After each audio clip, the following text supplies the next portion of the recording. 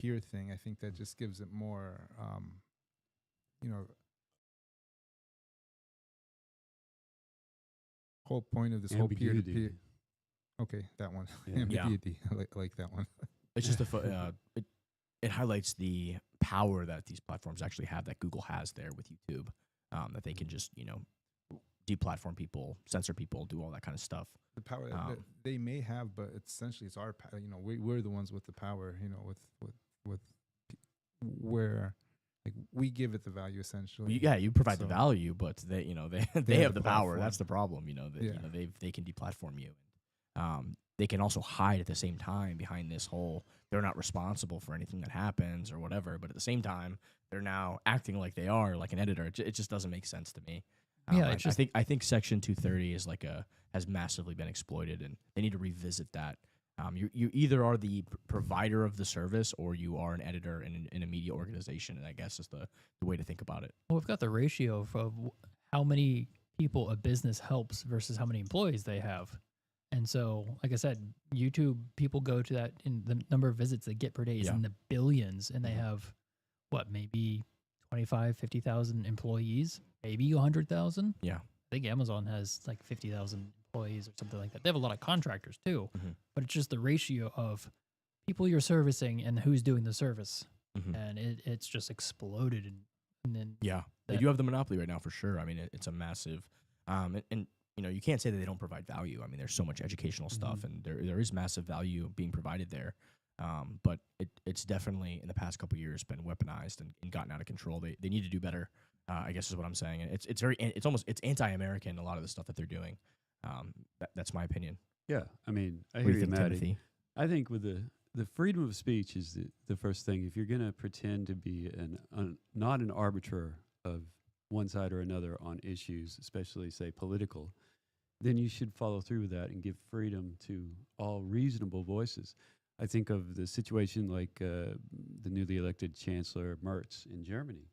Well, the second most votes went to the very conservative wing of the party over there. I forget the name of it. But AFD. AFD, yes. Yeah. Thanks, Matty.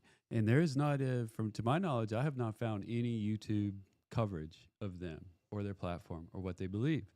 And I think that's at some point, then you get labeled more as a propagandist, Yeah. rather I mean, than there's- an open. There's platform. there's a lot of that, and the problem is Section 230 is meant to apply if you're neutral, so you're not responsible for all this stuff. It's like they're having their cake and they're eating it too. That's the issue here. Mhm. They're putting to those who have great power, there's a great responsibility, and they're putting their thumb on the scales of civilization. And it's been proven not in good ways many times. They're wrong. They, prosecute. They basically censored information that was factually true. And it's part of the massive censorship industrial complex that was being funded by American taxpayers through all these NGOs and all these different things. Well, I always hear historically that courts don't really want to weigh in on some of these matters. They want to let the market operate independently as much Yeah. as they can, except for the people, it seems like, that don't want to make any moves, are the conservative side, whereas the liberal side, they'll block, do injunctions and have rulings everywhere to get their Yeah. way. So right now Section 230 is helping them, so they're happy just to let it ride. Yeah, Whereas, I don't know, maybe if it was a lot of hurting them, they'd try and do a lot more to stop it. I mean, it's always convenient when you take it's the free market argument, but is it really the free market, or is it crony capitalism hiding behind all these massive monopolistic regulations and certain things? And, Right. I mean, exploiting the system with lobbyists. I mean, that's not real capitalism. That's Yeah, cronyism. the way the Section 230 was first conceptualized, yeah, it made sense, but it's not actually being enacted that way, like you say. Yeah. So Yeah, I think if you're going to have your cake and eat it too, you're a multi-billion-dollar corporation with hundreds of thousands. Like, you don't need Section 230 to protect you. You can deal with the court system or whatever if you violate and do certain things. Or they need to reform it, and maybe it should apply to smaller companies or startups. But it's usually the opposite. It's made by those who have the power to protect their monopoly. well, I think we just need. I hear that the court system's kind of horribly corrupt right now, so maybe we need to figure out how to have a better court system so that we could challenge them on 230 in the court system easier. Yeah. All right, Paul. Let's move us along to our next take here. So this is a big deal that popped off in the past couple weeks. I guess there's been a huge war between the Democratic Republic of Congo and Rwanda for many years. I think millions have died, millions of people slaughtered, and it looks like Trump has finally helped negotiate a historic peace deal between both of those African nations. So love to see that. It looks like they both came to the White House for a signing today. Is anybody aware of that? Of that conflict, or No, Anybody this is seen the any of first I've heard of. Yeah. I know they had the attacking all the white farmers out in South Africa or so, but this is the first I've heard about Trump managing to settle that conflict. Yeah, very impressive if that's able to. So often the problem in Africa is some. Jeff, you have any thoughts on I've never that? Never heard of those countries? No. Yeah, so too, but actually what's been happening in Africa is much bloodier, much more violent than I think any war that's even occurring that we are so focused on.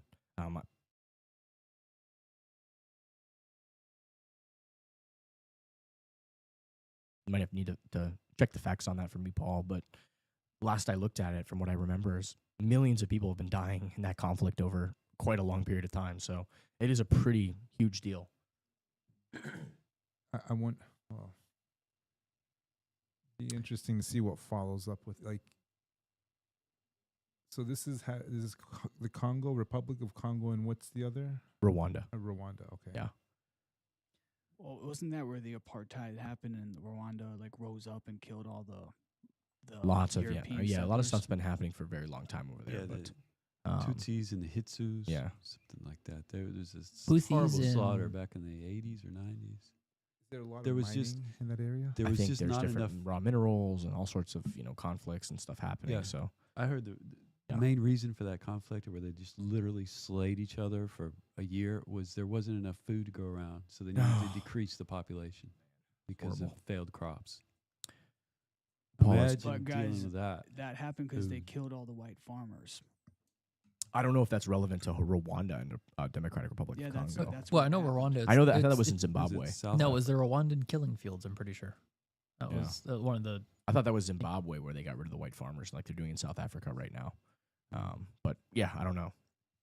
It just keeps happening all over the place. So yeah. Let's go on to the next take. I think we should just let it play out. No, I think it's been playing out for 30 years, and it's Tired been of meddling in other people's business. yeah. I mean, we negotiated a peace settlement, so I think that's a good way to meddle if millions of people will stop dying. So if Trump can do a that's a fair peaceful point. resolution, I think Well, if they can keep to the peace for the deal. best. Yeah, well, let's see how it plays out. Let's play this clip here. This was a interesting clip from Trump. Let's react to this. See if you can get that to play, Paul. Guys, we're having a hard time with our internet connection today. Yeah. So please bear with us. Okay. Are we connected to the guest Wi-Fi or are we connected to the main Wi-Fi? No, we have main Wi-Fi. We are at the airport, and perhaps there is a cyber attack. Maybe Rwanda is launching a full-fledged. They didn't like what we had to say. They didn't like what we had to say. They hired the North Koreans to take us out. I The get DDoS attack. So Trump basically reacts here and says, big banks were very nasty to us. There is a lot of debanking. They make it impossible to do business, and those people are very bad and dangerous, and they shouldn't be doing it. So powerful statement against debanking. He also had some very positive comments about Bitcoin. I'm not sure if they were in this clip, but I saw a clip earlier as well. I might have it tagged somewhere, but if not, no worries. We can touch it later. Our good friend Dominic Frisby here has a take. Apparently, the communist socialist potential new mayor who won the Democratic nomination in New York City thinks that there should be a special tax for white neighborhoods. What do you guys think about that? I mean, it's just classic projection from the left again. But they always say it's like, oh, you have to be racist. It has to be what is it? Racism plus power or something. They have to have a power disparity. Just redefining terms and them always being what they're doing. And a way to really drive out all the rest of the white people from New York City. Yeah. Get rid of the tax base. White, Yeah, exactly. What's whiter? It's working in San Francisco. What is whiter neighborhoods? Yeah, he's basically a racist, is what he's essentially saying here. That he thinks that Who is Zohan?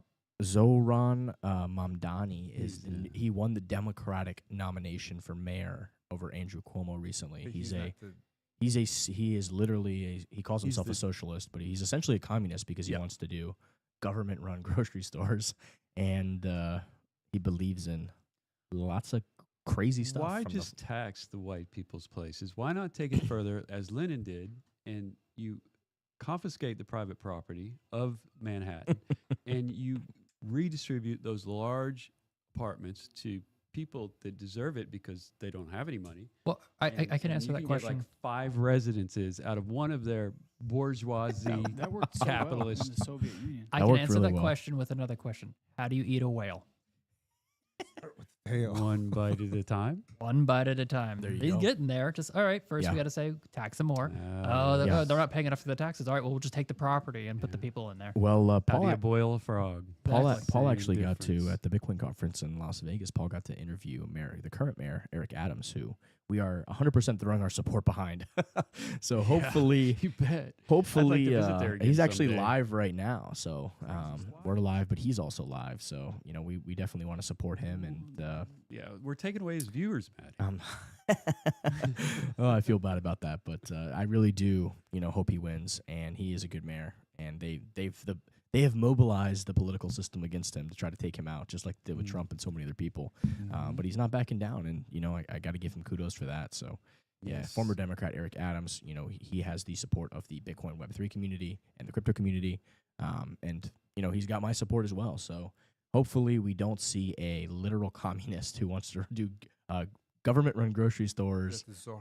Zoran. So I guess Zoran is he came from I want to say Yukon. I don't know what Muslim area, but he's a Muslim who came from another country and recently got citizenship, and he wants to essentially tax white people more and or have government-run grocery stores. Well, So I hear people online saying strip him of his citizen status and deport him because on his application he was saying he supported Hamas, which was a terrorist organization. that's what I was wondering. I mean, we Well, kind of they looked it let up him into yesterday, but we couldn't Colombia. find all the details on it.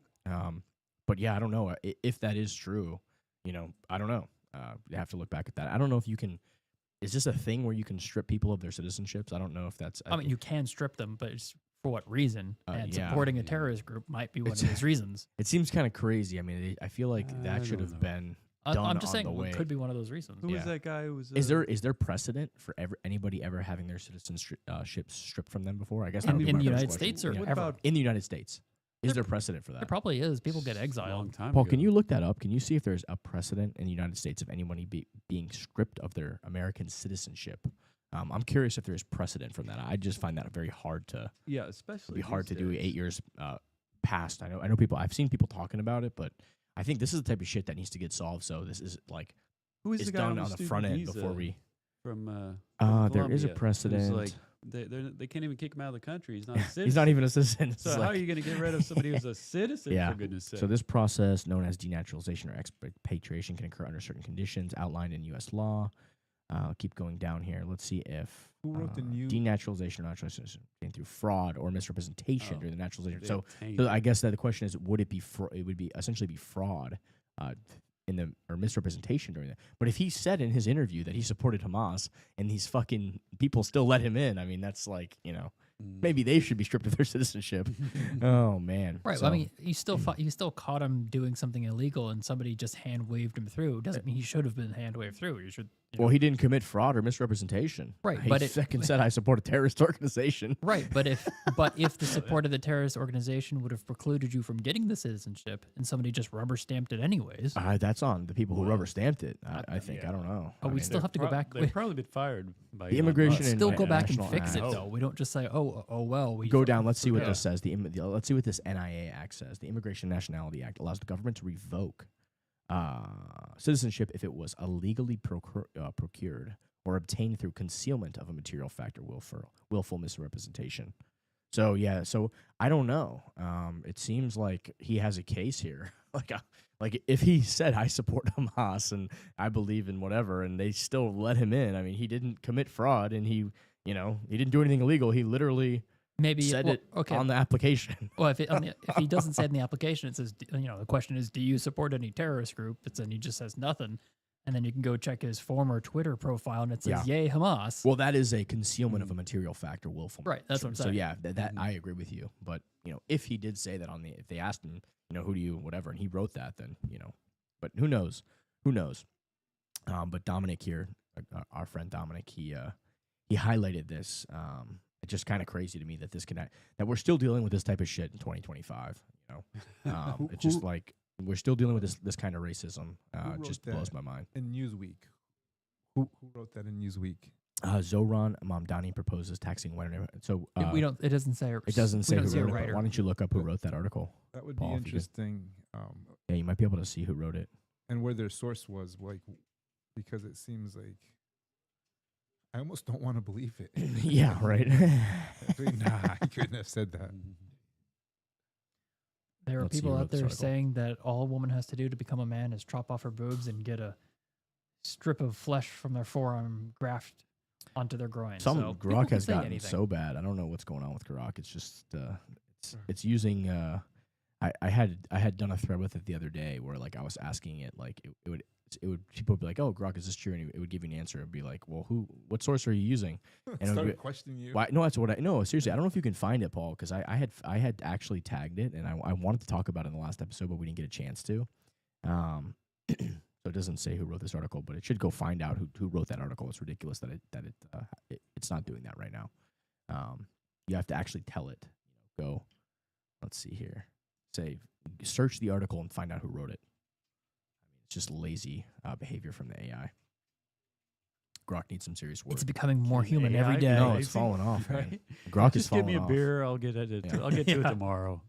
Well, Elon tweeted today, I believe, that he spent all night up with the Grok AI team, Yeah. and they're gonna release Grok 4 in the next few days. So hopefully they fixed a lot of this. Yeah, it's so out of control, man. Like it was so basically I was asking it was like it says, "No, this is false." And I said, "Well, what's your source for this information?" And it's like it names some obscure thing. Well, according to this thing, and I'm like, "Who funds that thing? And what is this?" Well, the internet says that this leans left. I'm like, "Well, who funds this?" It was like the Open Dialogue or Open Society Foundation. I'm like, does George Soros fund this? It's like, yes, this is funded by George Soros. We get to the So I'm like, truth. yeah, so I'm getting down to the source. It's like, why are you using this as a fucking source for information, this politically motivated propaganda? I was hoping that you were going to tell me that when you asked Grok to give you a source, it just gave you an ASCII middle finger. No, it did not do that.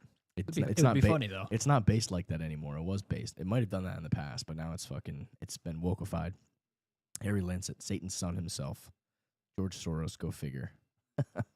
All right, we got a little chat going here. So if anybody has any questions, feel free to chime in and comment in the chat. Let's see. C3, the exact moments the LA riots ended. The moment the FBI and IRS announced they are investigating whoever is funding the riots, the riots stop just like that. Weird how Imagine. that works. Yeah, that was those riots just disappeared all of a sudden. They're going to investigate who's funding these things, and boom, they're all gone. No more riots. Classic. I mean, yeah, they took me off guard the first time Trump was president. A Yeah. little bit. Oh, spontaneous riots throughout the country. Yeah, Let's burn down right. half of a city and destroy 5,000 small businesses because How BLM. has the Democratic Party, the level they've Well, descended to, it's that so- this is their political, it's this is so the best they have disgusting to offer what- is to create it's like distress and the violence crazy in the thing is streets. it's actually fucking funded by us, the taxpayer. They are literally giving this money to these NGOs, and then you've got a couple billionaires like Soros and fucking this other guy, and they're literally giving this money to these NGOs, and our taxpayer money is going millions of hundreds of millions of dollars, billions of dollars going to these NGOs And I that turn still pay around taxes. and are literally paying people to riot and do all this bullshit. Like it's just insanity. unfucking believable what's happening. Yeah, I mean this shit's got to stop. I want to fund destruction, Yeah. please. Hey, this is why the world is going to be so much better on a Bitcoin standard.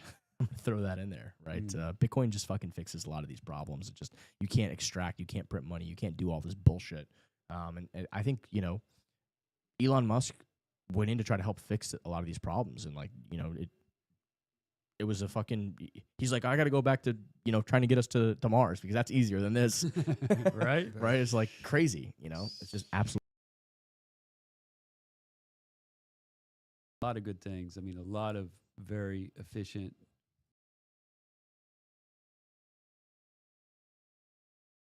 Because they're beholden to their public and the lobbyists. Yeah, show me How the would they incentives, and I'll show you the ever outcome. Vote Yeah. to actually do realistic cuts. It's without you know, the pain of not being elected it's again. it's Then they insane. give up their throne. The incentive is just so fucking broken. The incentive structure is so broken. I I mean, that's the dare problem. say Show that me the might incentives, I'll be show you the outcome. The biggest problem that the Yeah. founding fathers did not anticipate. I mean, the Republicans have been so disappointing so far. The only difference is like they're awful, but like the left is like 10 times worse. They're In comparison, they in look comparison, it's like, like, but they're still so bad. I mean, it's like, how integrity. do we not have, you know? It blows my mind. It blows my mind. Now there is. Oh, I misspoke. In the Constitution, there is a way if it's either 2/3 or 3/4 of the states decide to have a convention, we can adapt the law to make term limits, for example. It's a constitutional convention. Constitutional convention. And do we have to have? Yeah, a we might need something like balanced that. budget is Yeah, except absolutely for the now, law. you're going to open up the Constitution to being manipulated by California, Oregon. Well, I have a Washington, feeling they're New going to be in the York. 1/3 that doesn't want to do it. So I don't know. I mean, we have to look at the numbers. I guess we'll have to see what happens when they clean up all these voter rolls and get all these illegal aliens off the census. And a lot of these states they lose the seats in Congress, which, I mean, blows my mind that these like California, New York, like, and these crazy states that are like, I've been seeing on X, they're removing hundreds of thousands of people in each county from the voter rolls that are just like should not be on the voter rolls, that are fake, that are not real, that are, you know, illegal aliens, whatever it may be. They're massively cleaning up the voter rolls in California. I bet, you know, if they are able to do this, if they are able to actually stop the census count from taking into account illegal aliens, which they absolutely should do. Yeah. You know, a lot of these states are By going to lose definition. congressional seats. You know, California lose like 20 seats because they're just like in total denial of federal law and just in total like totally violating everything that, you know, this country stands for. It just blows my mind. It's so absurd. No voter IDs to, like, you know, vote. It's like it just dilutes. It steals, you know, American citizens' votes. It just dilutes everything. And it's nice to see some action finally happening on this. Obviously, we've seen what's happened with the 2020 election. Now there's a lot of data coming out about, you know, manipulation and all the stuff that they were doing, and the FBI is releasing some documents. Cash Patel's releasing some stuff on that. Yeah, he was big surprise, not big surprised. shocker. We all kind of knew that was. I always knew. I mean, it was very obvious. Yeah, the thing that I know he released was I think it was evidence that the Chinese was trying to get fake driver's license for getting mail-in votes, and at the time, the FBI director shut down the investigation immediately. That motherfucker should be tried for treason. It's just Absolutely. unbelievable. I mean, that's He should fucking be treasonous behavior. shot. Treasonous behavior. Treasonous behavior. Absolutely. Secretary, I think this was the same guy. Who was the director at the time? Was it the Christopher Wray guy or Krebs or one of these guys? I mean, this guy was one of those clowns. Was like, you know, Comey. I don't know. It wasn't Comey at the time. James Comey? No, that was before Trump. This was during. Yeah, I think that James Comey was Obama era. Yeah, James Comey was Obama's guy. This was Krebs or Christopher Wray, one of those two guys. I just remember, like, during the election, they were like, "Oh, this was the most secure election ever," and then like a couple days later, it was like exposed that like China, Russia, whatever, have been hacking our infrastructure for like a year unnoticed, like something crazy. At the same time, just unbelievable. Secretary Doug Burgum says that summer gas prices are the lowest they've been in 4 years, thanks to POTUS's energy dominance agenda. Lower energy prices are making it far more affordable to travel just in time for the 4th of July. So nice to see energy prices going down. What the previous administration didn't realize that when energy prices go up, China, Russia especially, Iran, they can now make a lot more money. And what do they do with that money? Well, now we've got wars. We've got, you know, all this drama in the Middle East, funding the Houthis to shoot at people coming through the sea, terrorizing, funding Hamas to go do slaughters in Israel, funding, the Hezbollah to attack and do all sorts of stuff. So just funding terror and chaos everywhere is exactly what we saw once the price of gas went up. And, that was not good. So it's nice to see gas at 4 years historic lows. Absolutely. Sounds familiar. Yeah. Sounds like it's the same. Paul, Yes. take us to inflation. It's a win-win.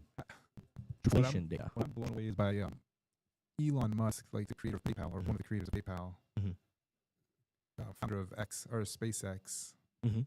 is leaving the White House because he can't figure out this whole $2 Mhm. trillion dollar thing. That's kind of scary. Well, it's a lot of people said the math just wasn't math, and I mean, even if you can find a lot of fraud, I mean, the government is gonna print money. They're gonna do. I mean, that was like what Larry's recent book, The Big Print. I mean, that was a big focus of that book. I mean, that's what happens is it's really the only way out is from the money printer. You have to debate it happens, slowly, slowly, slowly, and then if some crisis occurs and they do it massively, like COVID, like both, right? So AI, growing your way out of it is an option.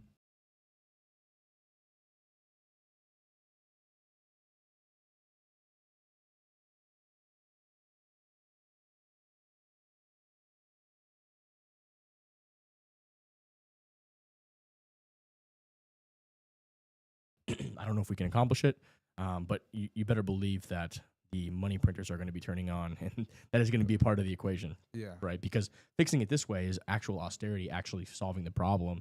There's so many hands in the cookie jar, and it's a Sisyphean task, right? It's very difficult to do, and Elon figured that out very quickly.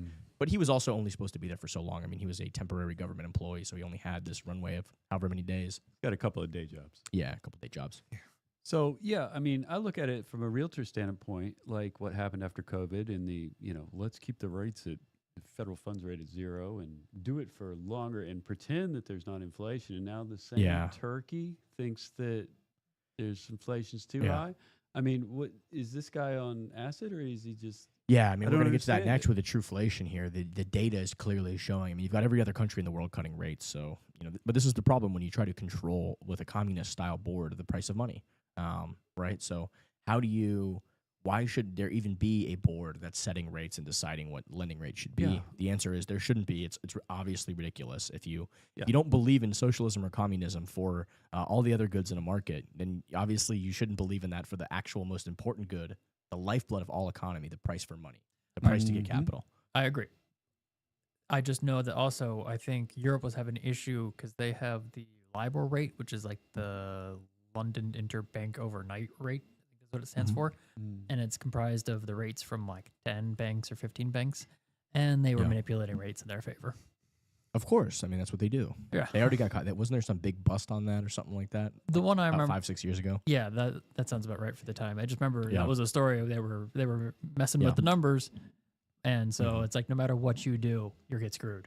Like, yeah, I mean, that's why we have to... Somebody's always trying to screw with the rates. That's why the price of money should be is the most important. Money is the most important good in society because it coordinates human action. And prices send signals to the market. So when you start interfering with that, you create bigger booms and worse busts, right? And you don't let the free market work itself out and figure itself out, and it just causes catastrophic problems in society. That's what I'm saying. We got to figure out a system that we can actually calculate interest rates without it having to be in some institution's hands, because no matter which institution. Correct. It's it's the free market, and you let actual banks and lenders and people set their own rates. If they have a lot of capital and they're not getting a lot of business, they can lower the rates to incentivize that, and they can figure that out for themselves. The right? invisible hand. The invisible hand. It's what it is, right? It coordinates action. So if the market's getting overheated and everybody's getting too many loans, they can raise rates to kind of say, hey, this is getting a little out of hand. It's kind of how business works. That's how everybody in society communicates through prices, and the price of money is an important component of that. Speaking of which, Truflation data is showing that inflation is at 2.19%, which is, I think the recent print was very, very low. It looks like we've spiked up here just a little bit, and when I say spiked up a little bit, I mean like if you click on that chart, Paul, of the actual data from the past 6 months to a year, you can see that inflation, as soon as Trump got into office, it was almost at over 3%, and it's shot down into the 1.4% through March, April, May, and now it's slowly climbed back up. And again, this is an extremely leading indicator because the government is so slow and so behind that it's just way, way, way behind the action. So this is what the Truflation data is saying, is that we're right around 2%. So with that being said, this is historically the goal is 2%. So going from 3% all the way down to 1.2% and kind of staying in this range of like around 2%, with all of the stuff that's happened in the world, the tariffs, the war, all this stuff, I think we're right in line with where we need to be.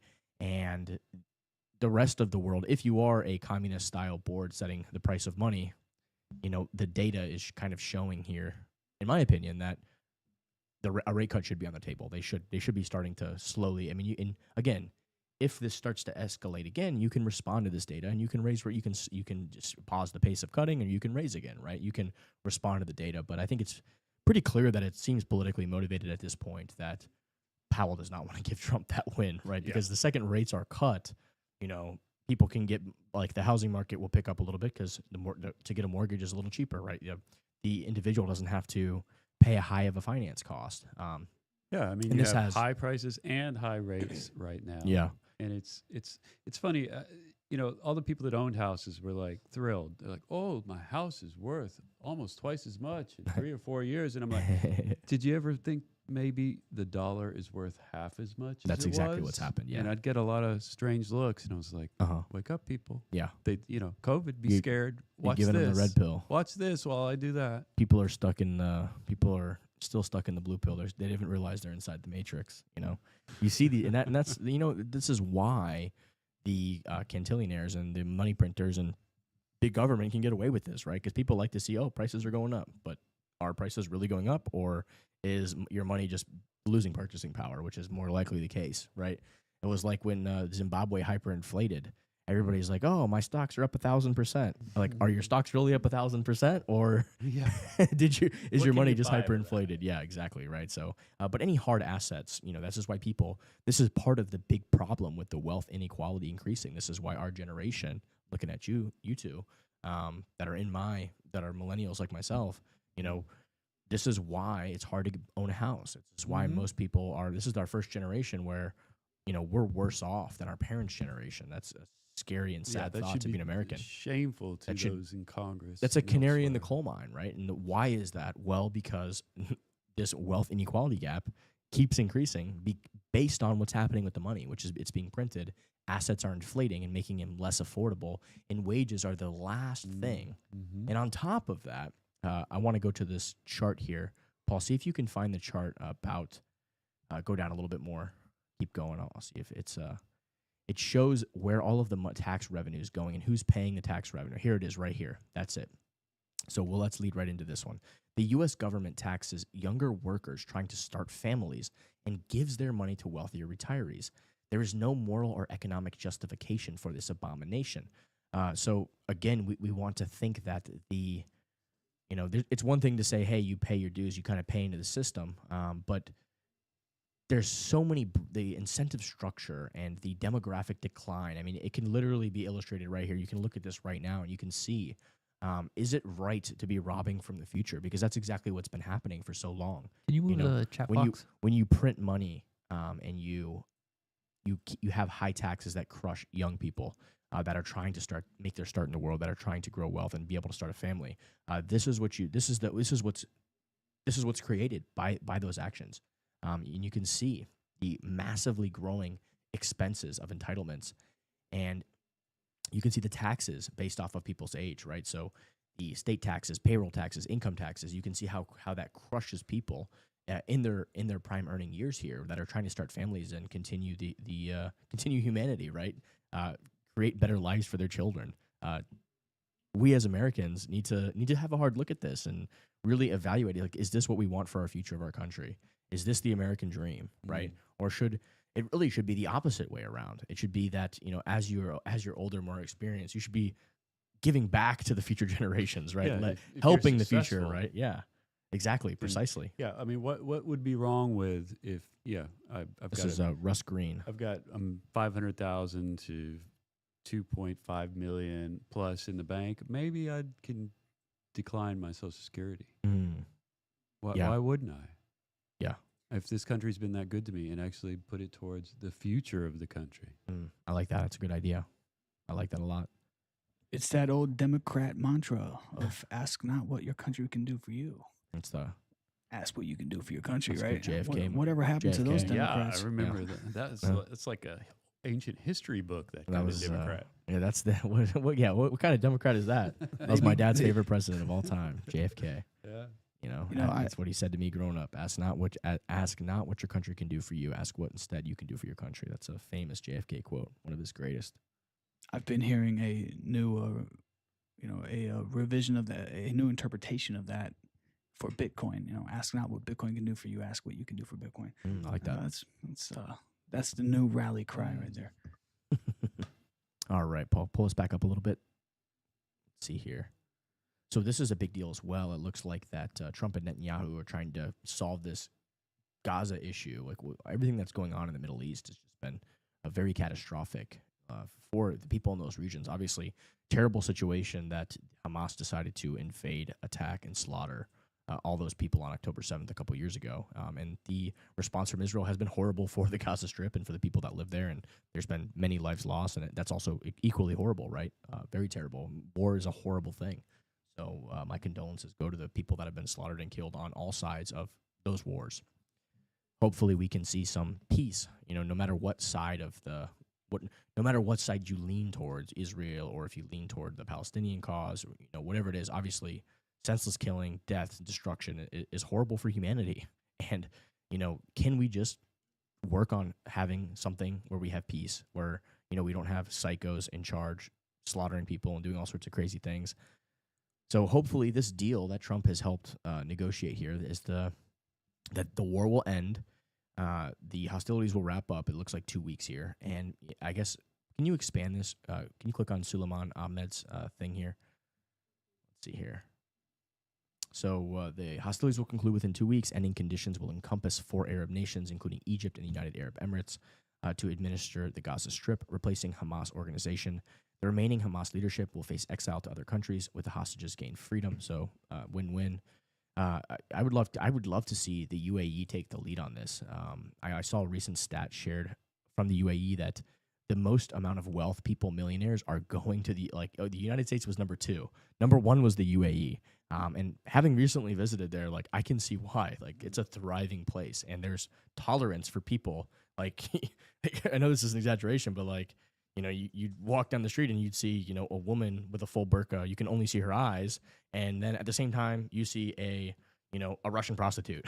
It's there's just tolerance for different people, different religions. There's, I saw Christians, you saw Indians, you just saw people of all races. And, society was going on and everybody respected each other. And the service was great. The experience was great. There was no crime.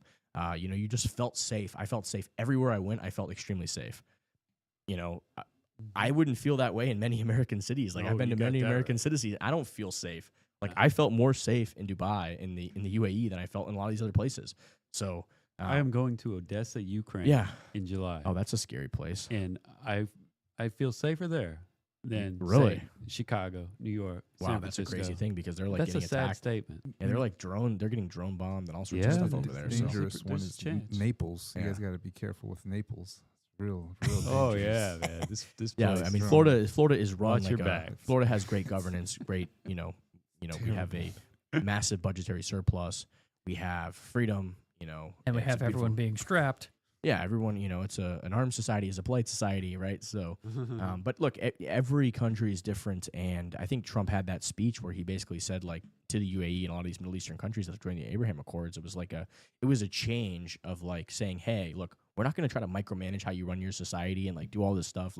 You built this, what you have here in UAE and these places, you built this yourself with your own religion, your own ideas, your own thoughts. This is what you made. We're not going to try to influence you and do all this stuff.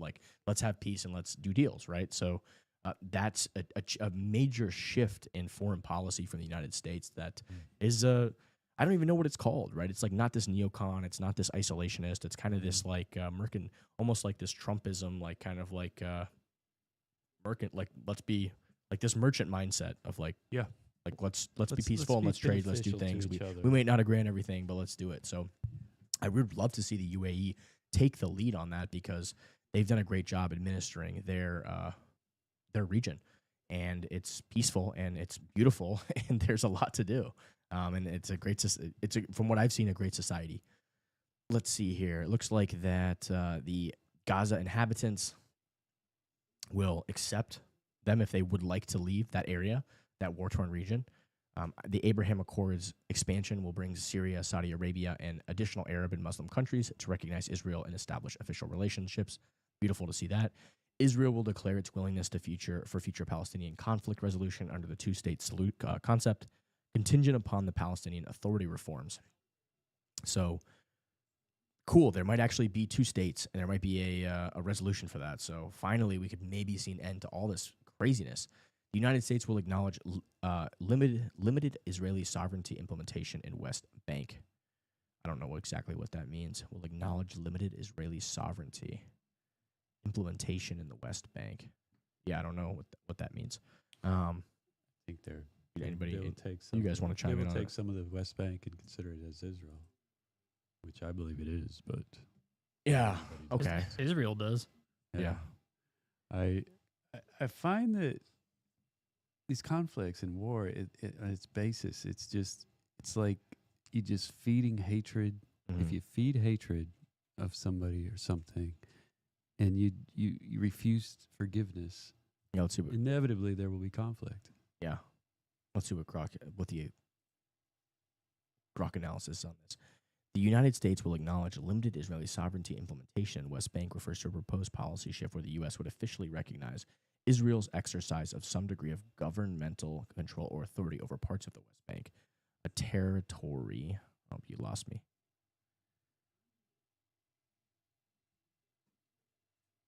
I don't know what you did here. A territory occupied by Israel since the 1967 Six-Day War. Let's break it down. Let's see here. I feel like the AI just like rewrote the same thing 15 times and didn't explain anything. Oh, man. I guess this is a region that's disputed. I think that's kind of what they're getting at here. So...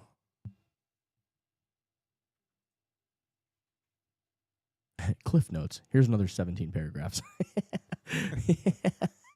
in one sentence. The United States will acknowledge limited Israeli sovereignty implementation of the West Bank, recognizing partial Israel control over specific areas like settlements in the Jordan Valley as part of a proposed 2025 Gaza deal, despite international opposition in the absence of Palestinian input, which could escalate tensions.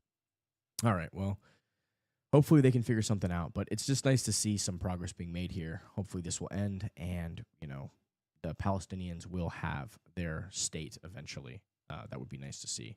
Even though historically, if you look, none of those areas, all of these areas were all these other countries, all of this was part of the Ottoman Empire that lost World War II. Or it was World War I or World War II, one of the two. I might have to fact check me on that. But I think it's one. World War I, yeah. I think so. So during World War I, the Ottoman Empire fell, and these were all this whole area was part of the Ottoman Empire for like 1,000 years. So it's not like these were any, like, none of these, Israel wasn't a state there, Palestine wasn't a state there, none of these places were, they were all just part of the Ottoman Empire. So now, hopefully they can all have their state and be happy. We got some comments here. If I was a 25-year-old transsexual with no career path and the mental fortitude of a banana, I'd be suicidal too. What? Oh, man. Yikes. All right. Let's go to the next take. Oh, no one from these blue cities wants to look in the mirror. Yes, that is true. What do you got for us, Paul? Bring us to the next take here. Let's move it along.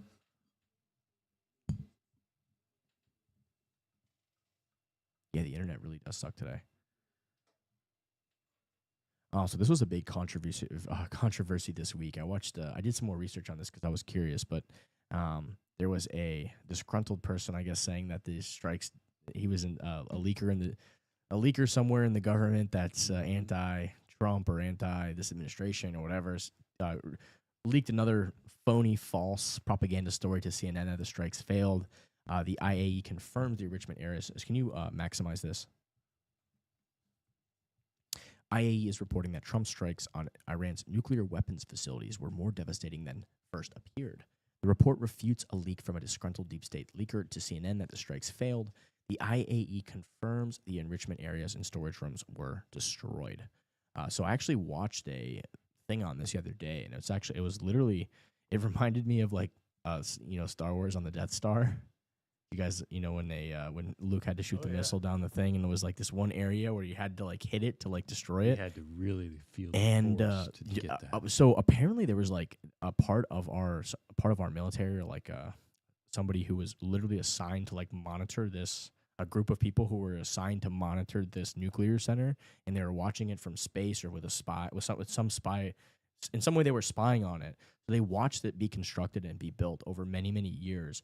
So they knew exactly where the air shaft was, just like it was just like in Star Wars. So Yeah. I guess over the past couple weeks before they did the strike, the Iranians were like laying concrete over it to try to hide it. And apparently, when these bombers came in, They literally, because remember the building and everything is like deep underneath the mountain. But there's an air shaft that goes up. This little area, it's like 5 feet, like really small. They were trying to cover this thing up, and apparently the bombers, our military had been monitoring and watching this for like years. They knew every little detail about it. They were spying on it. And the first bomb was dropped to like blow the concrete to expose the shaft, and then all the other stuff, the missiles were shot directly down into the shaft, like fucking the Death Star. And they fucking shot them down, and that's how they blew the whole thing up, which is pretty fucking cool. On the most recent thing, we were, I guess, spying on this for years to know exactly every little detail of what they were doing, and then we put this whole plan together that, like, I guess was because once they got the missiles into the shaft, it went all the way down to the bottom, and it created catastrophic damage to the centrifuges and all the nuclear stuff they were trying to build up over there. Pretty cool story, kind of wild. Oh yeah, kind of wild. So precise. Yeah, I mean, again, a lot of people are stuck in this mindset of like black and white. Like we have to be in, it's either World War III or like we're just not involved at all. But like there is there's a way to do things that don't involve killing people, and like, you know, obviously it's still kind of a violent action, but you know, it doesn't mean we have to put our own American soldiers on the ground, take over the country, do regime change, waste $8 trillion of taxpayer dollars. Instead, we can do a fucking Obi-Wan Kenobi, fucking Luke Skywalker mission and fucking shoot some missiles down a pipe and blow up a nuclear bomb facility and fucking ride off into the sunset. You know, like, to me, that's like, okay. Like, you know, and I guess Trump had called them and said, hey, get everybody out of there. We're taking it down. Yeah. Nobody has to die. And you know what? Nobody fucking died. And then guess what? Trump told him, said, Iran, do your little response. Here's the military base you can shoot at. You kill anybody, you're fucked. But you know, you can tell your people you did a response. So then they shoot the fucking missiles back and like lands in the dirt in front of the place, and then everybody's happy. Okay, so like this is got it out of there. There is a fine line between, you know, starting World War III and being strong and, you know, peace through strength, right? Like taking actions to show that you're not just all talk. Like you're willing to execute if the mission is required. Absolutely. You know? But you'd prefer peace, right? And I think that's the off ramp that Trump has been taking, and to highlight his foreign policy and his thoughts on this. He actually had I read a tweet from him or a post earlier. Let me see if I can find it. I want to read it because it kind of talks. So I guess Khomeini, the guy who was in charge of he's in charge of Iran, the supreme leader, like the Emperor Palpatine. He comes out in his robe, and I guess he said, oh, we won the war and we did all this stuff. And he's like talking to people. And Trump posted this today. He said, why would the so-called supreme leader, Ayatollah Ali Khamenei, of the war-torn country of Iran, say so blatantly and foolishly that he won the war with Israel when he knows his statement is a lie? It is not so. As a man of great faith, he is not supposed to lie. His country was decimated. His 3 evil nuclear sites were obliterated, and I knew exactly where he was sheltered and would not let Israel or the U.S. Armed Forces, by far the greatest and most powerful in the world, terminate his life. I saved him from a very ugly and ignominious death. And he does not have to say, thank you, President Trump. In fact, in the final act of the war, I demanded that Israel bring back a very large group of planes, which were heading directly to Tehran, the guy who was in charge, looking for a big day, perhaps the final knockout. Tremendous damage would have ensued, and many Iranians would have been killed. It was going to be the biggest attack of the war by far. During the last few days, I was working on the possible removal of sanctions and other things, which would have given a much better chance to Iran at a full, fast, and complete recovery. The sanctions are biting, but no, instead I get hit with a statement of anger, hatred, and disgust, and immediately dropped all work on sanction relief and more. Iran has to get back into the world order flow, or things will only get worse for them. They are always so angry, hostile, and unhappy, and look at what it has gotten them. A burned out, blown up country with no future, a decimated military, a horrible economy, and death all around. They have no hope, and it will only get worse. I wish the leadership of Iran would realize that you often get more with honey than you do with vinegar. Peace. What do you guys think about that? I don't think it's ever going to happen. I mean, for 45 years, Big Satan, which I'm a citizen of, and Little Satan have been, you know, sworn enemies that we shouldn't even exist. We should not have We're the right greatest to Satan. exist. So they're the great. So Israel's the great how Satan. could We're the they greatest Satan. compromise like they actually would think anywhere like us? They're so radical, and I'm just praying that the majority of the people, which are already against these mullahs, these from ancient days of stupidity would actually finally get with it and get over it, and that Iran could join the freedom of the rest of the world. Yeah, I mean, the funny part is that like they probably hate Trump, but it's like this is the one president you could probably actually like get a bunch of shit with that like is not going to listen to like all of the, you know, the bureaucracy to tell him what you can and can't do. So like if they actually were willing to come to the table, they could probably get rid of sanctions. They could probably have a booming economy. Yeah. They could probably work out some peace deal. You know what I mean? Like, hey, look, we're not going to just like, let's just stop this shit. It doesn't have to keep happening. You know, it doesn't have to keep going on, right? Like run your country. You want to oppress your people. But if you don't, you can trade and we can do things. And we're not going to tell you how to run your country. Run your country however you want it. Just fucking quit attacking and funding terrorism everywhere else, right? Like Iran's so upset about all this other stuff. It's like what's happening in all these other places has nothing to do with Iran. Like focus on Iran. That's my thought. Yeah. Well, their noble struggle is to get rid of us. And for them to have an atomic weapon, I'm so glad that that's not in the immediate future. I mean, what's scary is they wouldn't be afraid to use it. They'd be like, this would accomplish our goals. It would that go is a the long argument. way. That is the argument. I don't know. I mean, at the end of the day, I don't know.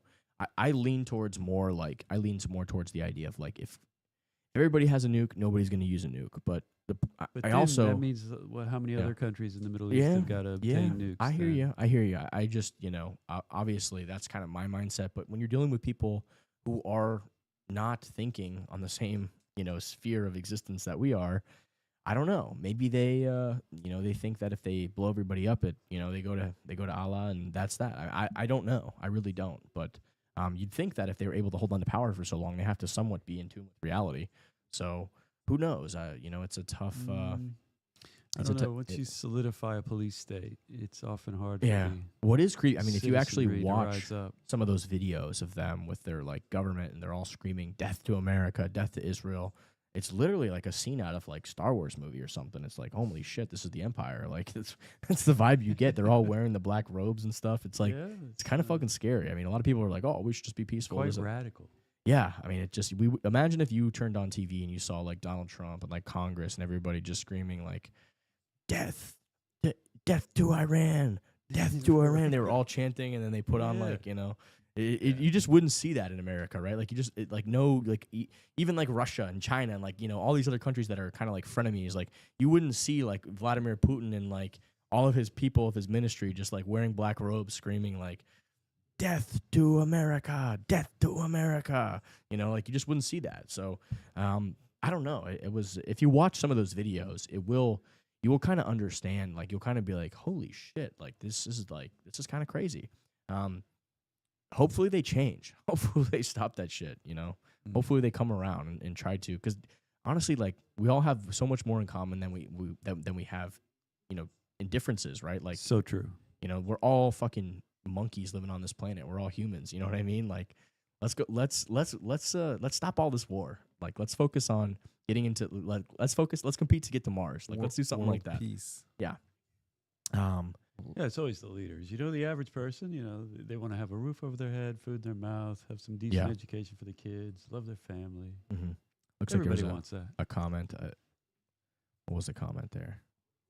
Do we have a comment? I struggle with this constant involvement with foreign Middle East geopolitics. Yeah, I mean, you know, we are currently the policeman of the world, right? So can we stop doing that a little bit with U.S. taxpayer dollars and focus on America? I hope so, right? You know, can we work with people that want to work with us? I hope so. I hope we can expand relationships and learn to respect differences of other countries and nations.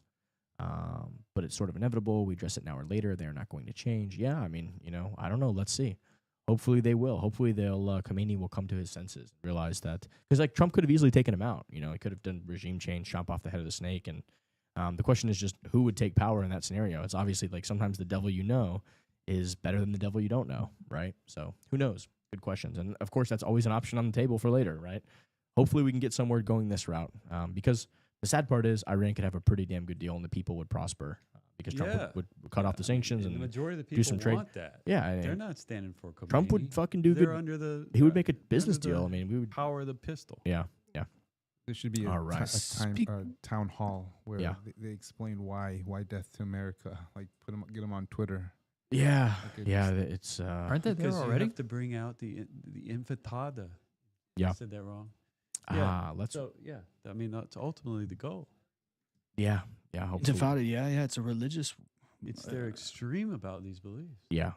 Well, what Yeah, they don't we've gotta realize go. though, what the crazy thing is, like, what they don't realize though is that like they be killing tons of Muslims because tons of moderate Muslims live here in America, and so do all races, religions, creeds, etc. So, they really haven't. I don't think they've thought it through too much.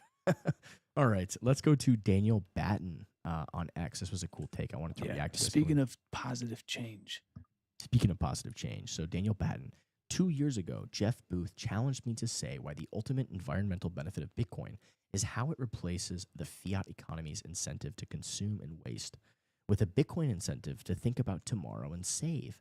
Took me 2 years, Jeff, but here it is. Can you play it so we can react to it? And when you see landfills, you see the decay of Western civilization. You see the waste products from Western civilization. You see the things that no one else wants to see. It's like rubbish gets taken away and we have no idea what happens to it. It's all this big mystery. Just like you turn on the electric bulb, you have no idea how it's created.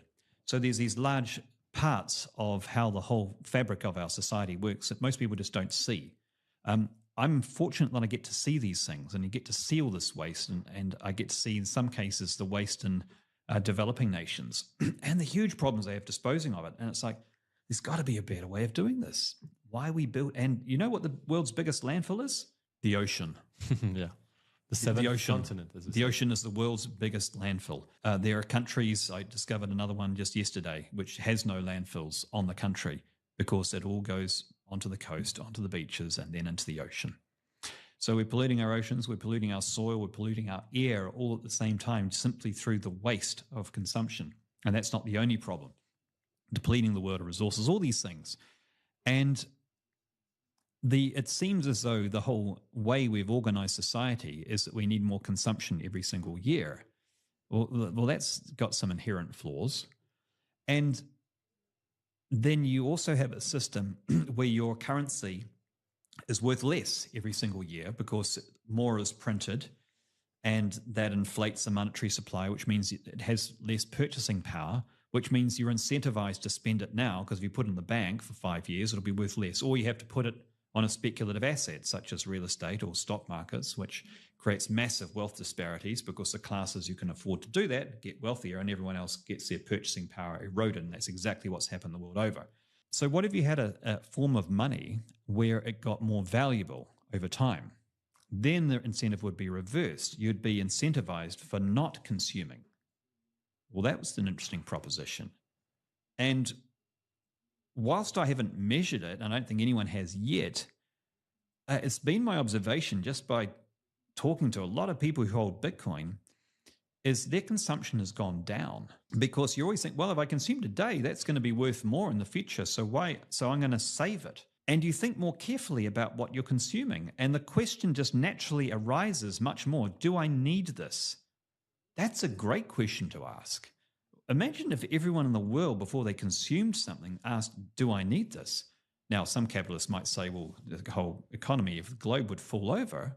I don't think it would. I think that we would go from a more desire-based economy to a more needs-based economy, which is what we used to have before the 1920s, before a guy called Edward Bernays came in and invented the PR industry and created a desire-based and want-based and insecurity-based economy.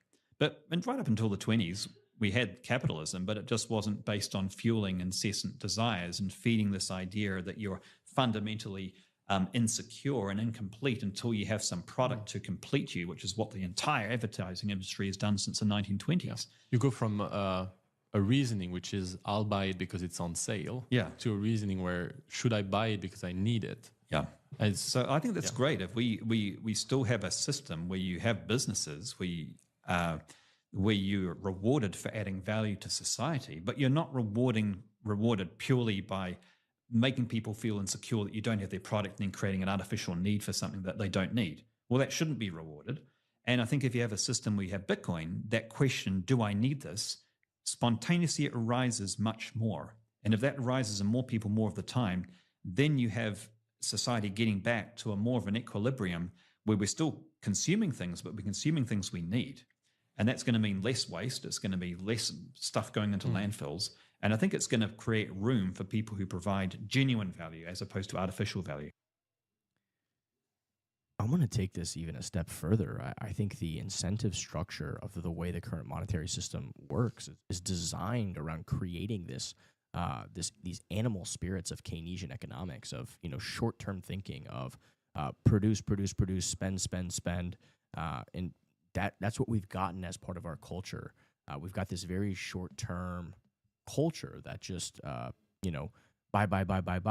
It's a seasonal thing. I literally went through bags of my kids' closets of toys and stuff, and all sorts of crap. That's like, why are we buying all this crap? What is this? What is this? Just a waste of value here? And where does this stuff go? And eventually, like he talks about, it ends up polluting the earth and landfills and the ocean, these plastics, all these things. Bitcoin really changes the incentive structure there away from a lot of that. And I think he's really hitting on that very important point. And I realized this with my series I just recorded with Knut Svanholm. We just talked about a lot of this on one of his books, Everything Divided by 21 Million. And I think that a world under a Bitcoin standard is a greener, more environmentally friendly world. It really is. It really does change the incentive structure of civilization itself. And there will be much smaller landfills. There will be less waste. So much that's produced today is totally wasteful. Totally. In a Bitcoin world, a lot of this doesn't even exist. I think personally. I mean, we have the whole what's the term? Design for failure, or where appliances won't even last for beyond more than 4 or 5 years. Yeah. Back in the 60s and 70s, they built appliances, and if they're well maintained, they're still around today. I know people that go after the old refrigerators because they're just designed sturdier and they're still running and they're still doing their job, and that's been almost half a century. But so if you're going to go spend your money on something, and something that's going to potentially appreciate, you're going to make sure it's worth it. You're not just going to go buy garbage. And that's one of the things that a Bitcoin standard can fix, is it extends your time horizon of not how I just solve my problems for tomorrow, but if I can solve it for the next 20, 30 years. Low time preference. That's low time preference thinking. And I think a society based on low time preference thinking, this idea of delaying gratification, is just a healthier long-term society.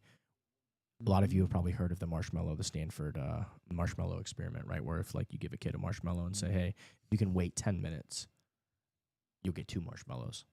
And the kids that were able to do that, they were able to wait the 10 minutes. They've tracked them throughout life, and they found those kids were much more successful than the kids who just ate the marshmallow. Able to delay gratification. Bitcoin is the marshmallow. I'm going to eat the marshmallow, and I want yours too. I've got a stick to make it happen. Well, New York City, if they keep going on this track, Chamath is weighing in on this, and maybe Tim, since you're a real estate agent, maybe you can give your take on that as well. But Maddie, do you want to read it? If the current political vibe in New York cements into action, it may create a... I can't read because you put the chat up there, big dog. If you drag that chat window to the top of the screen, you can just put it on the side so it can just stay there. And then this, if this is Windows 11, it should allow that. I'll have to teach you that. If the current political vibe in New York cements into action, it may create a colossal one-way trade in real estate there.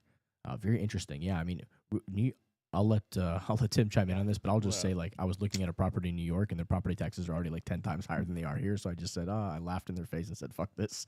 This is the craziest thing I've ever seen in my life. The taxes and the fees and all that, the taxes, insurance, it was more than the mortgage. I'm like, what the fuck is this? This is insane. Yeah. How do you guys pay this? Are you insane? Already? How do they pay that? They sent me the thing, and then, Maddie, here's the statement. I'm like, oh, that's not too bad for annual taxes. I was shocked. They're like, no, that's monthly taxes. I'm like, what? I'm like, okay, not happening. How do they do that? I really don't know. If you look at between the city of New York, the county, and then the state. Oh, it's unbelievable. And then the federal, of course. They're paying 65% of taxes. I don't know how people are still doing it. Why they're doing it? Mahdi guy is gonna. Forgive me for pronouncing his name wrong. Is going to be even more socialist. Oh, how can you crazy. get more socialist? Yeah, I don't know. And what these guys talking about here, Mr. Palihapitiya, is as Ross Perot said, you hear that giant sucking sound? That's the sound of all your jobs going south. Well, that's the sound of all the buyers going south to the Carolinas and Florida. If this guy gets in. Grant Cardone posted a funny ass post the other day. He was like, real estate man of the year, Zoran Mamandia. Because Yeah, that's right. I saw that. Florida's real estate man of the year. I saw think is that. what he said. That made me laugh. Yeah. Yeah. I mean, obviously, this would just be a horrible idea. Josh says, you could cut New York State, NYC real estate in half, and I still wouldn't touch it. Taxes and crime trending up, quality of life trending down. Oh, yeah. I agree completely with you, Josh. You hit the nail on the head there. No it's doubt. just this guy. He's a populist. I mean, Yeah. it's like his influence should be as much as his TikTok. The fact is, people are going to vote for him for making real laws that affect real lives. Yeah. I mean, you can't go any further. You may as well go all the way. Let's go total commie. I mean, that's Get what rid he of is private essentially. property. I mean, if he's talking about running, Yeah. if he's talking about doing government-run grocery stores, I mean, that's about as communist as you could possibly be. But I read a thing. Which were great in the Soviet Union because Yeah. there was always lions and no food. Plenty of money, but nothing to buy. The woke mind virus has found a home in New York City. We need antibodies ASAP. Yeah. Phil says we have military bases in 80 countries. Ukraine, Russia, we absolutely didn't need to get involved. Yeah, I mean, I agree in a lot of ways. We have all these military bases all over the world. Instigated our own involvement. I think that if we have all these military bases, I think a lot of these countries, if they want our protection, should be paying us for the protection. It's one thing to like have it there, but like pay us, like that way the taxpayers don't have to pay it here. Like I get it, like wanting to have American power projection and American, safety, but like I like Trump's mentality where he's like, hey, what's in it for us, right? Like what's in it for us? South Korea is a prime example of this. Like you want us there, like you want to like feed, house, pay for our soldiers' jobs so they can support their families. I think that's a reasonable deal, right? That's my thought. And they're very successful due to our protection. Yeah. Right? Yeah. I mean, South America, Hyundais, Kias, the LGs, the list goes on and on. Mm-hmm. Yeah. They can afford. Yeah. They can afford to pay for their protection. So. You're getting the benefit. You should absolutely contribute to the cause. Not like right? they're North Korea. Everybody's either a slave or desperately ill. If you're not in the army, then you get it 2 meals a day. Yeah. All right, Paul, bring us to the next take. What else we got? Hopefully, Mayor Eric Adams wins there in New York. I mean, really. Charlie Kirk had a take recently that, like, a lot of people are saying, hey, we should just let them fall. Repost the link. Let them fuck around and find out and learn their information. It would be sad. Learn why they make the wrong decision. But biggest city in our country. I think there you go. This new time in entertainment where like social media is crossing over to the real world, where there's like a blend. Some people kind of want to see this, this person or whatever, the communist that's in New York. Like there's like a group of people that actually want to see this happen. Yeah, just to see how it plays out. Yeah, a lot of people want to see that happen. Wait, but, I mean, it's played out throughout history. If we watched communism and socialism play out, it's resulted in the deaths of like hundreds of millions of people. If you take Mao and Pol Pot and Stalin and all these people, every time this has been tried has ended in massive death, destruction, and harm to literally generations of people in these countries. So it's been a horrible experience every single time. It's obvious that the free market works, and look, you can just use Argentina as an example. Argentina's doing the exact opposite. Their poverty's falling, everything's getting better, inflation's going down. I mean, it's just insane to see how quickly an economy can heal when you get the government out of the way and you stop stealing and extracting wealth from the citizenry and let the free market cook, let the free market do its thing, right? I think that's what it comes down to. What Charlie Kirk was saying about this whole issue was that we really shouldn't just let this whole thing play out. We should still try to fix it because America, New York City is like supposedly the shining beacon. It's like a very powerful American city and financial center. And, the rest of America, as American citizens, will all lose if we let the city fall with this insanity. So let's see here. You want to play this clip of Jason posting? Do you like capitalism? No, I have many critiques of capitalism. And I think ultimately... Do you like capitalism? Unbelievable. No, I have many critiques of capitalism. And I think ultimately the definition for me of why I call myself a democratic socialist is the words of Dr. King decades ago. He said, call it democracy or call it democratic socialism. There must be a better distribution of wealth for all of God's children in this country. And that's what I'm focused on is dignity and taking on income inequality. Do you like capitalism? No, if he actually knew what he was talking about, he'd realize that capitalism is the one thing that will actually solve what he's talking about, which will make everything better for everybody. Yes, capitalism with morals, moral code is the best system under the sun. I don't know. This guy never took a history class. I mean, his mother's a professor. Yeah, well, she's probably being paid on the government dole if she's a professor at some liberal college. It always strikes me, it's so educated, and the raw idealism, naivete. Yeah, it's unbelievable. Those who don't know their history tend to repeat it. Maybe you can call it idealistic, but it's failed every time it's tried. Yeah. It's tried. And it's not, and I'm not racist enough to think that the wrong people tried it. Yeah. It's unbelievable. And they're still trying to sell it. And unfortunately, new generations come up and they're like, "Ooh, yeah, free stuff." Yeah, those who don't know their history tend to repeat it.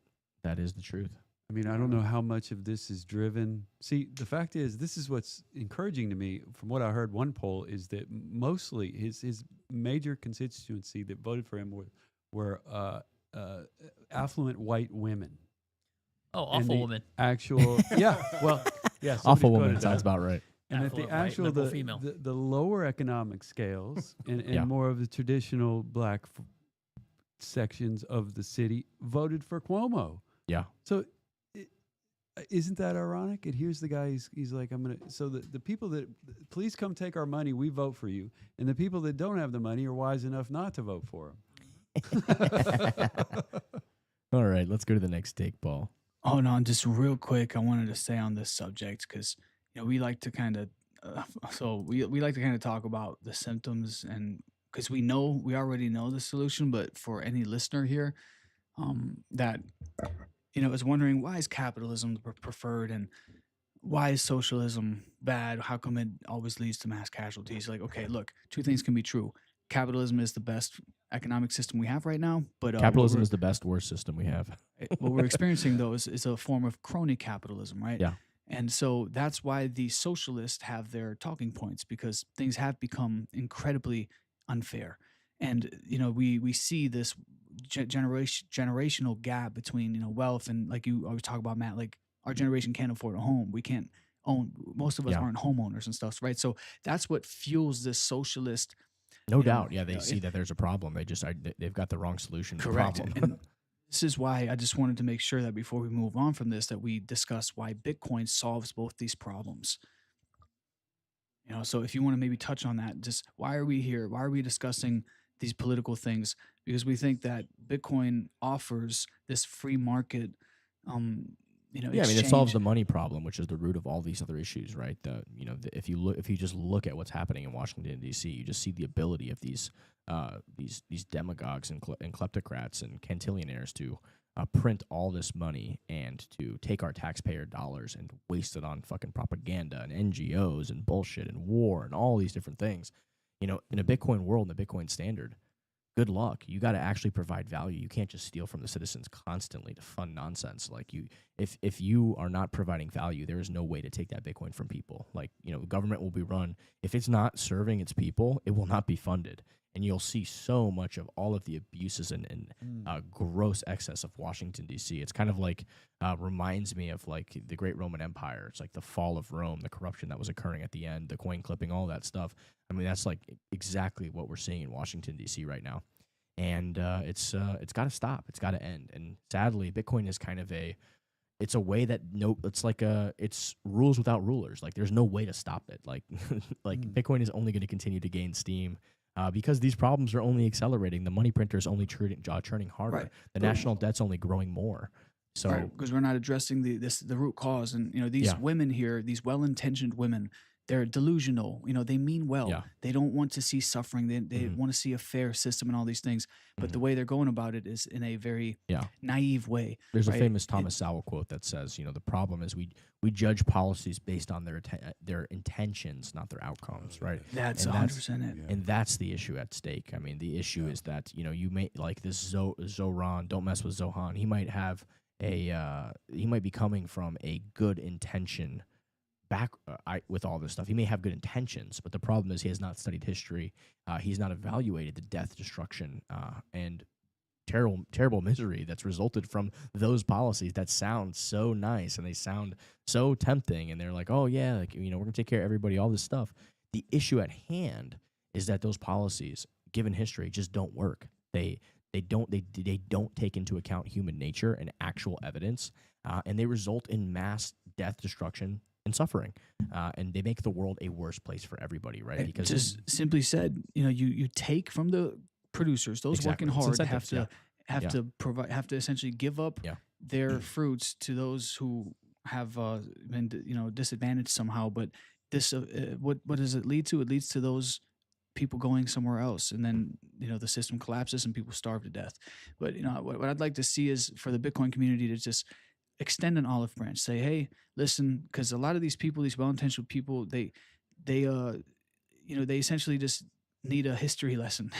They need a little a little. I mean, you can lead a horse to water, but you can't make them drink it, right? So that's a big part of it. You actually have to go study and learn. It's the same thing with Bitcoin. You have to, there's an expression that's like people discover Bitcoin at the price they deserve to discover Bitcoin. I mean, it's kind of true in the ways like you got to actually put in the work. You got to put the proof of work in. You have to actually spend hours to really understand something. And it's tens of hours, hundreds of hours, and even thousands of hours if you really go down the rabbit hole, right? And it never stops. Yeah, no, you're learning. I'm learning new things. I mean, I'm interviewing great authors, and had the pleasure of talking to Knut Svanholm all week about his books, and I learned new things just having conversation with him, reading his books, right? So it's a never-ending quest for learning. But sadly, again, that Thomas Sowell quote really describes communism and socialism, and it really, it's the problem is we judge these policies based on their intentions, not their outcomes, right? So, yes, and also, wouldn't it be amazing, like, if you could actually have a currency that appreciates in value? Yeah. Stay right there, Paul. Go down a little bit. I'll just take stay stable. No, yeah, sorry. Go ahead, Kyle. All three of these takes I want to cover would be an amazing thing. So no, talk about that for a second. What does that do? What does a deflationary currency achieve? Well, we live in a deflationary world, right? So it's kind of like a shakeup.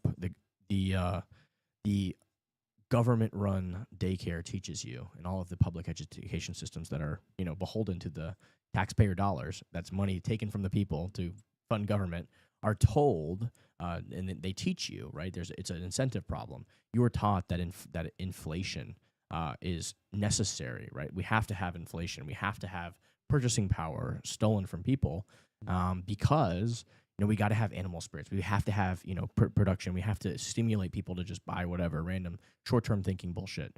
But when you step outside of that system and you really take the red pill and you go down the rabbit hole, like the most prosperous areas of civilization, of society, of growth, were actually deflationary periods in a lot of ways. If you look at back the 1800s and the Gilded Age and some of these other times, right, were deflationary periods. Now, the great caveat to that would be the Great Depression. There was deflation going on at that time, but there was also corruption of the money supply with the central bank and the Roaring '20s, which created this huge boom-bust cycle. But there are many periods in history that were deflationary that were actually incredibly successful, and there was incredible prosperity. The reason that people and the reason that it's not taught is because a lot of the institutions that are teaching are dependent and beholden on that inflation, on that money printing, on that government revenue. So it's an incentive issue, right, in a lot of ways.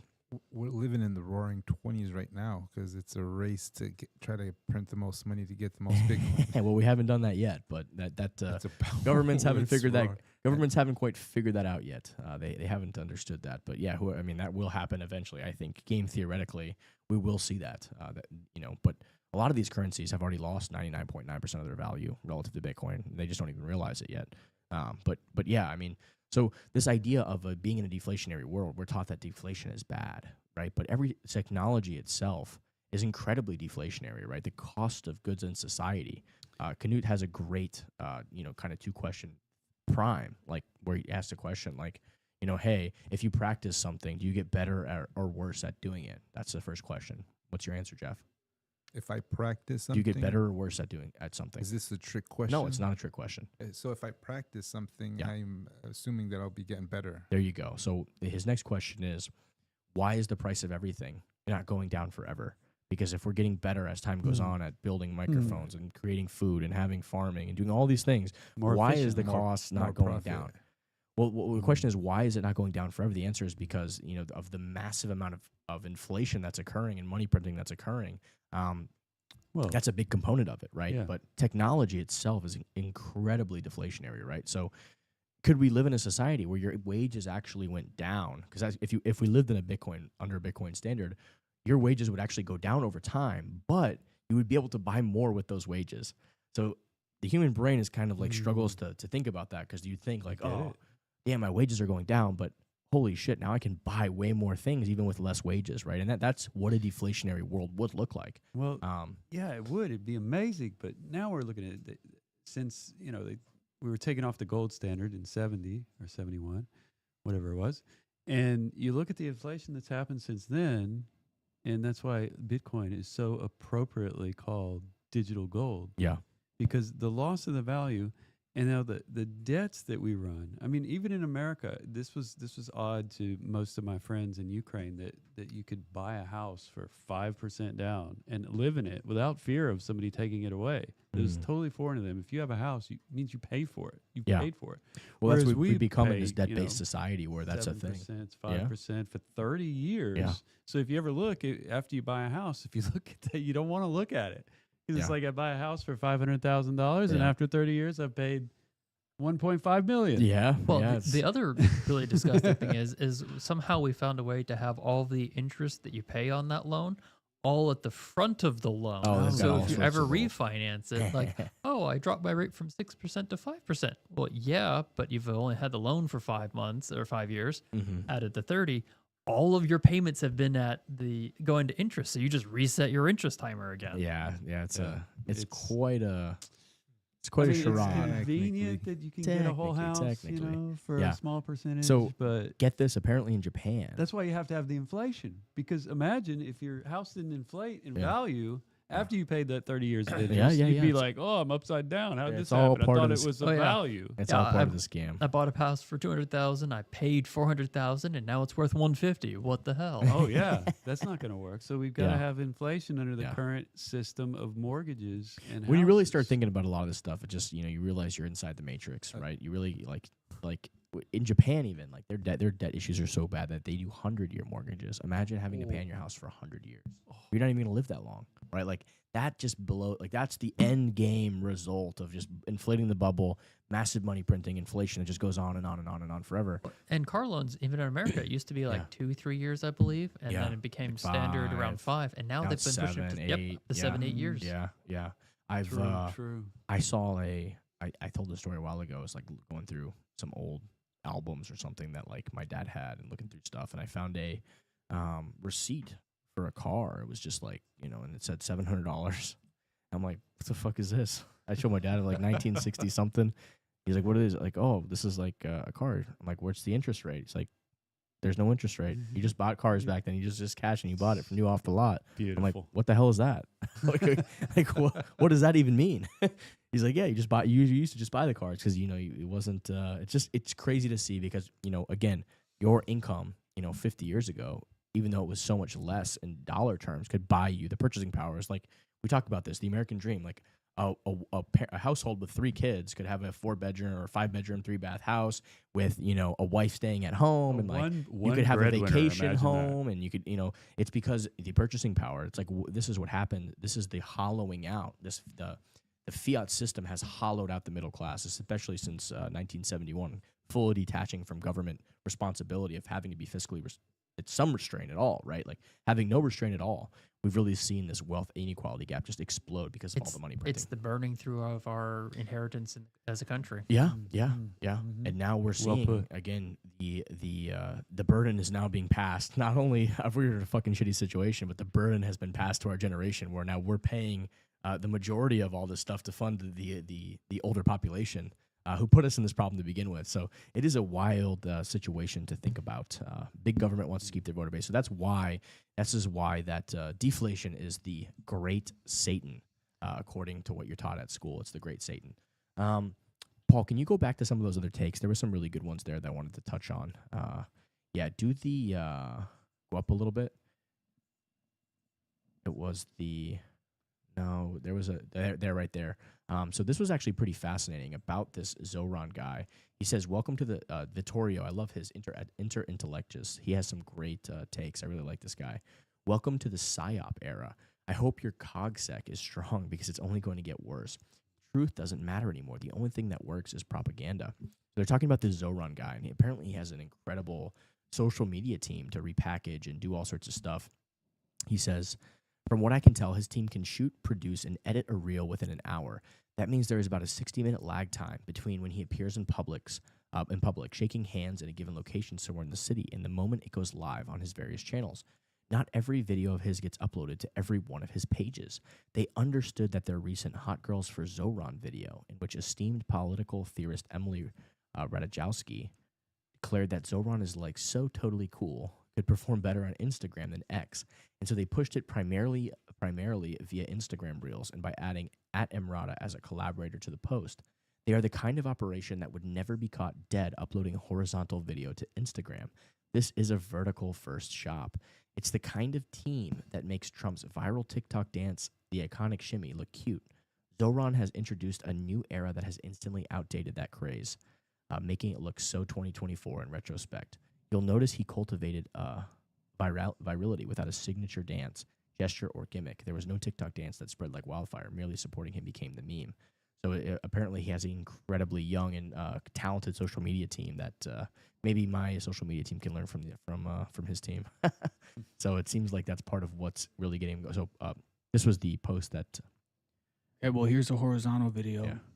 This is for X apparently. Well, this wasn't posted to X or to Instagram. Yeah, this wasn't for Instagram. This is for X apparently. Let's see here. Let's see what he says here. Let's watch this. भाइयों और बहनों, इस election में सिर्फ 20 दिन बचे हैं और चॉइस मेरे और एंड्रू कोमो के बीच में है।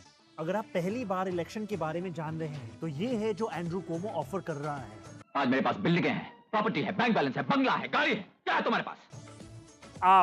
आपकी वजह से हमने $8 मिलियन रेज किया है। 6 लाख से ज्यादा दरवाजे खटखटाए हैं और बस इतने करीब है इस शहर का पहला साउथ एशियन मेयर बनाने के लिए। पर बात ये नहीं है कि मैं क्या बनूंगा, बात ये है कि मैं क्या करूंगा हमारे कम्युनिटीज के लिए और हर एक न्यूयॉर्कर के लिए। मैं हमारे शहर को अफोर्डेबल बनाऊंगा। न्यूयॉर्कर्स मुश्किल से अफोर्ड कर रहे हैं रोटी, कपड़ा और मकान। मैं ये सब बदलने के लिए लड़ रहा हूँ। Free buses, universal child care और सस्ती ग्रोसरीज के जरिए। Price controls, government run grocery stores. तुमने कभी किसी को वोट किया? As much as I want to promote this guy, but yeah, you can tell how well his videos are put together and designed and integrated. It's catchy. It's he's got that vibe. He's got the vibe going. I mean, you can just feel it, right? So it's propaganda is running at full speed. Well, so Robert I just wanted De to. Niro's got charisma too, but I certainly wouldn't want to live under his policies. Yeah. So let's see here. Oh, this is what I want to talk about. It looks like there was all this drama about the tariffs and all this stuff, people talking. It looks like it is bringing in significant revenue. So I think another record $20 billion in tariffs collected in June. You can see the revenue kind of exploding there. This could help offset the debt. There is something to be said for that. So I just thought it's interesting to see if the tariffs are reasonable levels. It's kind of like almost like a sales tax that's inflicted on other countries. If it's 100%, obviously that's going to really cause a lot of issues. But if they do settle out to be, the price of doing business in America and it's a reasonable rate, this could be a way to hopefully lower our income tax and find a different way to collect that tax, which would also lower the national deficit if it's a way to pay it back. So interesting thought. You guys have any thoughts on that? What was the video we just saw? The video was a Zoran. He's the guy from. He's the guy who's the socialist communist running for mayor of New York City that we've been talking about this whole episode. Yeah.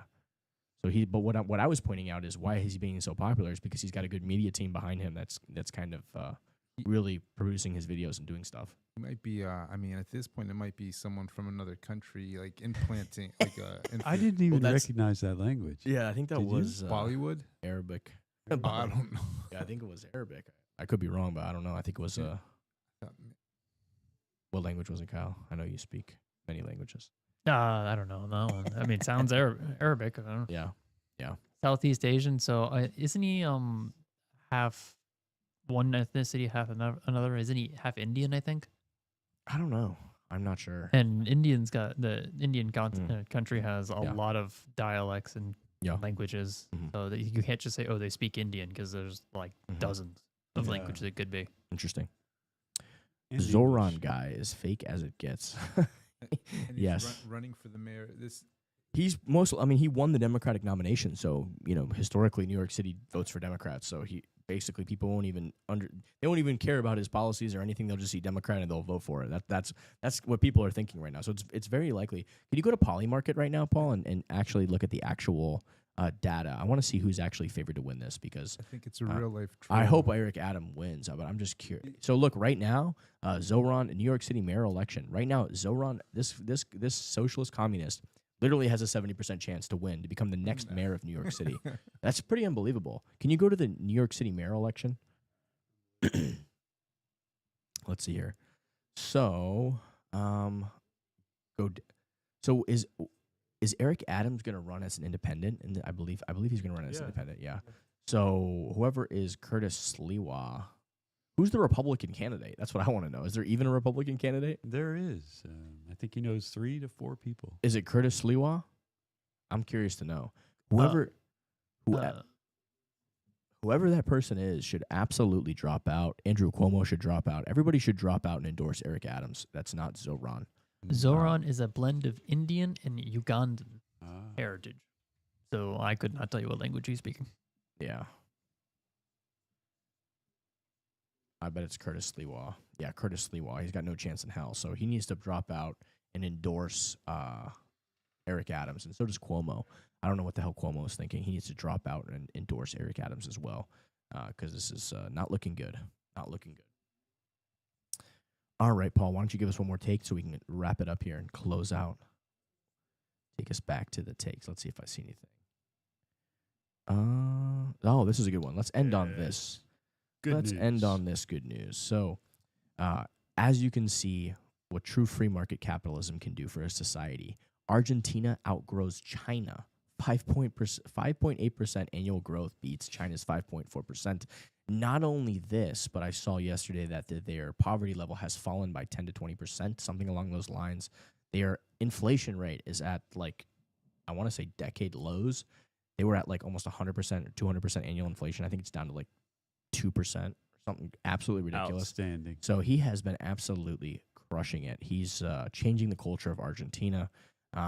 There's hope and prosperity possible there now.